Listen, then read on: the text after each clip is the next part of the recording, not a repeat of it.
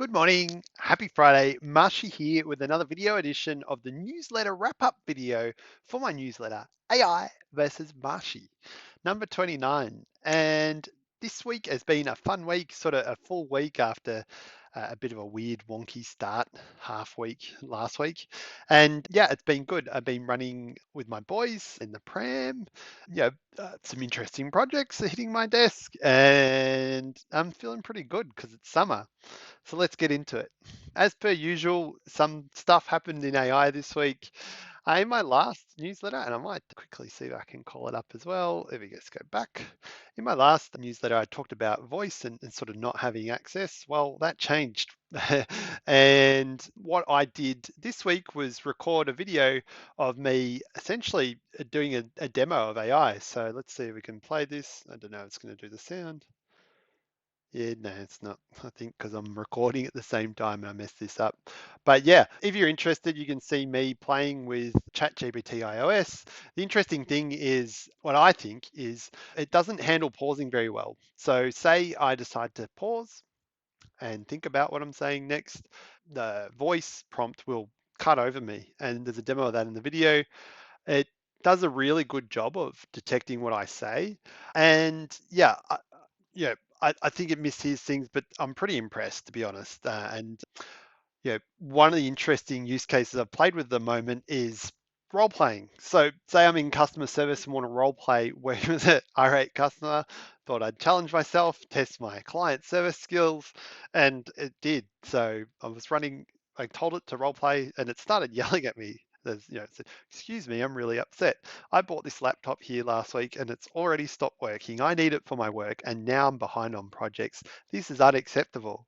And as this machine was saying this to me, I'm like feeling myself getting my back up and defensive, even though it's hypothetical. What a trip. Yeah, and it aired out after I said, I'm sorry that's the case, sir, and started trying to help. I've talked about Neuralink in the past. If you don't know what Neuralink is, it's co-founded by Elon Musk and essentially looking to add a machine to our brain and connect the two. So connecting to an interface. The tech sort of was announced 7, 8 years ago. Now you can control things with your mind on a screen, via monkey. It was done with a monkey. But another entrance in this space that's making the case for cyborgs was written by Alice Albrecht. Sorry if I mispronounced that. And the article here makes the case for cyborgs. The reason being, if I try and summarize it here, is AI is just not going to keep getting better on its own. It could, but is that the best path for humanity? Her argument is, well, why don't we work with AI and add machine and us that will help us get to a much better outcome for all, because man and machine work better than one or other alone. And I sort of like that thinking. It's still pretty mind bending at this point, but yeah.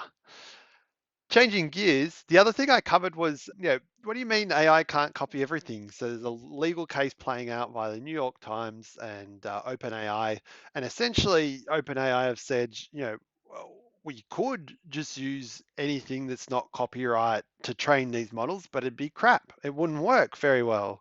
And that makes a pretty painful headline for if you're managing comms there.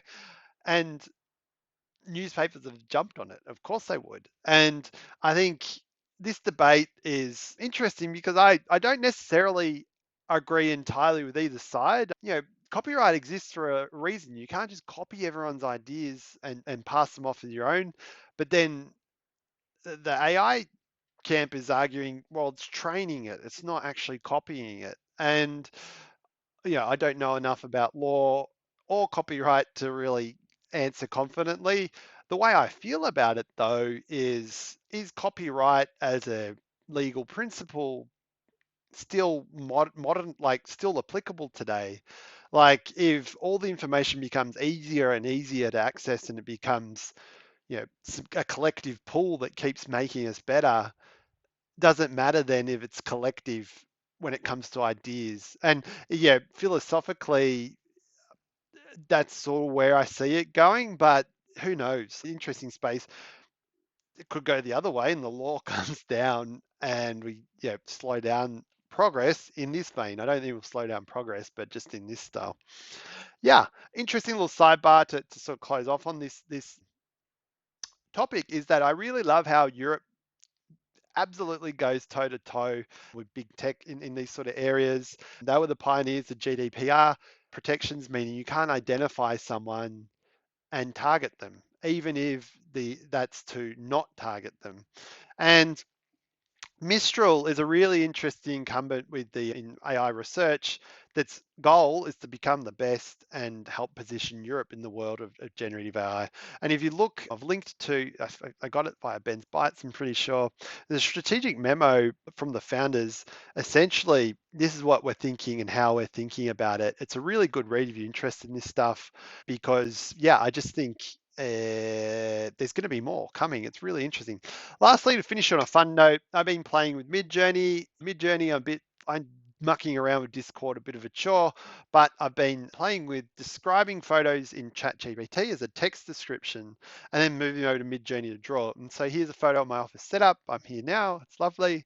And yeah, it translated into this description of text. And then I give it to Midjourney. And yeah, it looks pretty cool. There's no bamboo out there, but it does look green and lovely.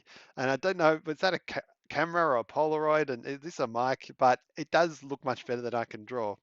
Lastly, yeah, I'm experimenting this year. Want to do lots of big fast value calls. I did 2 this week where I simply deliver free insights and generate as much value for you as I can within 15 minutes. And I'll just keep doing it for free until it becomes untenable. So yeah, that's fun. If you want some free coaching, get in touch. All right, that's me done for another week. Hope you enjoyed the newsletter. You can find it at lukemarshall.net/newsletter. If you didn't, hope you enjoyed this video. And if you didn't enjoy the video, what are you doing watching to this point? Take care. Bye.